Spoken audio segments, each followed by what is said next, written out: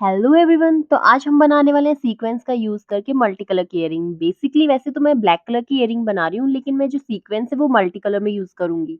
सबसे पहले हम डायरी में पैटर्न को ड्रॉ करेंगे। तो मैंने अंदर की साइड है वो इस टाइप का डिजाइन लिया है। अगर आप चाहो तो स्क्वायर, ट्रायंगल कोई भी पैटर्न ले सकते हो।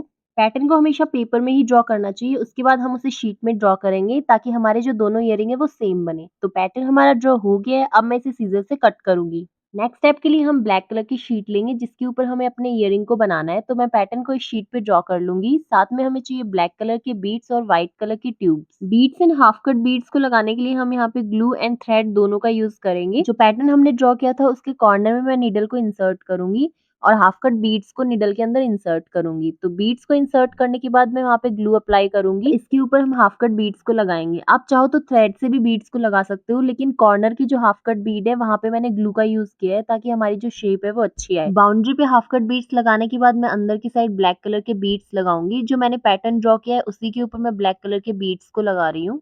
हमें यहाँ पे छोटे-छोटे स्टिचेस लगाने हैं। तो मैं थ्रेड को एक साइड से दूसरी साइड ले जाके ऐसे स्टिच कर रही हूँ ताकि जो हमारे बीड्स हैं वो एक जगह पर रहें। आप भी 1 या 2 स्टिच लगा लेना, उसके बाद ये बीड्स हिलेंगे नहीं। तो सेम इसी पैटर्न को फॉलो करते हुए मैं सारे जो ब्लैक कलर के बीड्स हैं वो लगा लूंगी। अगर आपको कहीं लगे कि शेप नहीं आ रही है तो आप नीचे ग्लू अप्लाई करके बीड्स को लगा लेना। तो मैंने थ्रेड एंड ग्लू दोनों का ही यूज किया है। अंदर का पैटर्न हमारा बन गया है। इसके ऊपर हमें सीक्वेंस लगाना है। तो मैंने यहाँ पे मल्टी कलर के सीक्वेंस लिए हैं। ऊपर येलो कलर के सीक्वेंस लगाना मैं आपको बता देती हूँ। सेम इसी पैटर्न से हमें सारे सीक्वेंस लगाने हैं। ऊपर कॉर्नर की साइड निडल को इंसर्ट करने के बाद थ्रेड के अंदर हम सीक्वेंस को इंसर्ट करेंगे और जहाँ से हमने एंटर किया था निडल को उसकी जस्ट ऊपर की साइड में थ्रेड को वापस इंसर्ट करके पुल कर दूंगी। तो इस टाइप से हमारा एक सीक्वेंस लग जाएगा।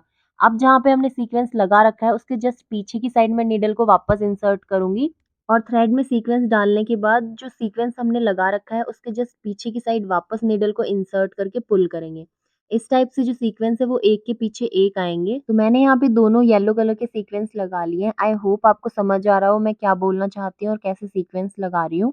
मैं एक बार फिर से पैटर्न को रिपीट कर देती हूँ। जो हमने पहले से सीक्वेंस लगा रखा है उसके जस्ट बैक साइड में हम नीडल को इंसर्ट करेंगे, उसके अंदर सीक्वेंस को इंसर्ट करेंगे और जो पहले से सीक्वेंस लगा रखा है उसी के जस्ट पीछे वापस थ्रेड को इंसर्ट करेंगे। मैंने यहाँ पे मल्टी कलर की सीक्वेंस ली है। अगर आपको पर्टिकुलर एक कलर का इयरिंग बनाना है तो आप उस कलर के सीक्वेंस भी ले सकते हो। लास्ट में मैं एक बार फिर से सीक्वेंस लगा रही हूँ। तो सीक्वेंस को इंसर्ट करने के बाद जो आगे सीक्वेंस हमने लगा रखा है उसके बैक साइड में वापस नीडल को इंसर्ट करके पुल कर देंगे।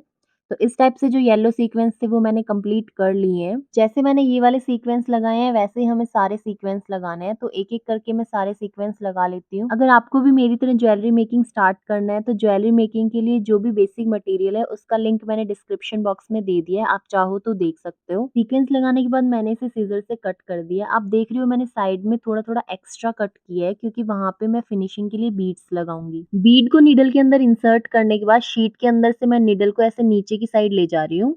अब मैं जो थ्रेड को ऊपर की साइड लाते टाइम जो नीडल है उसको शीट के अंदर से नहीं डाल रही हूँ, सीधा बीड के अंदर ही उसको इंसर्ट कर रही हूँ। मैं एक बार फिर से रिपीट कर देती हूँ। थ्रेड के अंदर मैंने एक बीड लिया है, उसके बाद मैं नीडल को नीचे की साइड इंसर्ट कर रही हूँ, शीट के अंदर से मैं ये इंसर्ट कर रही हूँ। थ्रेड को जब हम नीचे की साइड ले जाते हैं तो शीट को इंसर्ट करेंगे और जब हम थ्रेड को ऊपर की साइड लाएंगे तो हम शीट को इंसर्ट नहीं करेंगे, डायरेक्ट बीड के अंदर निडल को इंसर्ट करेंगे। इस प्रोसेस को हम फॉलो करते हैं तो इस टाइप से हमारे बीड्स लगेंगे। इससे क्या होता है कि जो शीट है वो साइड से दिखाई नहीं देगी, हमें सीधे बीड्स दिखाई देंगे।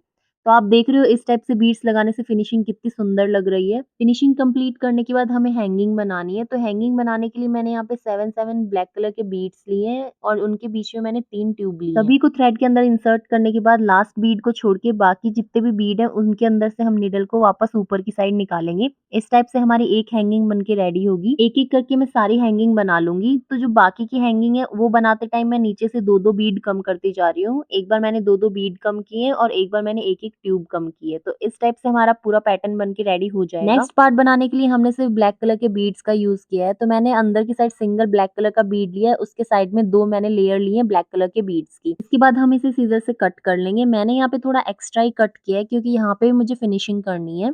जैसे हमने उस पार्ट में फिनिशिंग की थी सेम वही प्रोसेस से हमें इस पार्ट में भी फिनिशिंग करनी है। मैंने थ्रेड के अंदर एक ब्लैक कलर का बीड लिया है, उसको ऐसे नीचे की साइड पुल करूंगी। अब थ्रेड को ऊपर की साइड लाते टाइम हमें सिर्फ बीड के अंदर से निडल को निकालना है, ना कि शीट के अंदर से। अब नेक्स्ट बीड मैं लगाऊँगी, तो जो पहले से मैंने बीड लगाया है उसके बगल से ही मैं नीडल को वापस इंसर्ट करके नीचे की साइड पुल करूँगी और थ्रेड को ऊपर की साइड लाते टाइम सिर्फ बीड के अंदर से हम नीडल को निकालेंगे। इस टाइप से एक-एक करके मैं पूरा सर्किल कंप्लीट कर लूँगी। आपको भी फिनिशिंग इसी टाइप से करनी है, ये वाली फिनिशिंग बहुत अच्छी लगती है। अगर आपको कोई स्टेप समझ नहीं आया हो तो आप मुझे कमेंट बॉक्स में मैसेज कर देना।